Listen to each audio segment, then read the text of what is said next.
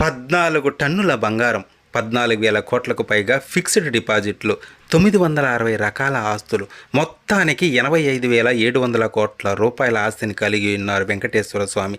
ఏ ఆలయానికి కానీ ఏ దేవునికి కానీ రాని విశేషమైన ఆదాయం ఒక శ్రీనివాసునికి వస్తుంది. ఎందుకు? బంగారు రూపైనా, డబ్బు రూపైనా, స్థిరాస్తుల రూపైనా మరెన్నో ఆస్తులు వచ్చి హుండీలో పడిపోతూ ఉంటాయి. ఎందుకు?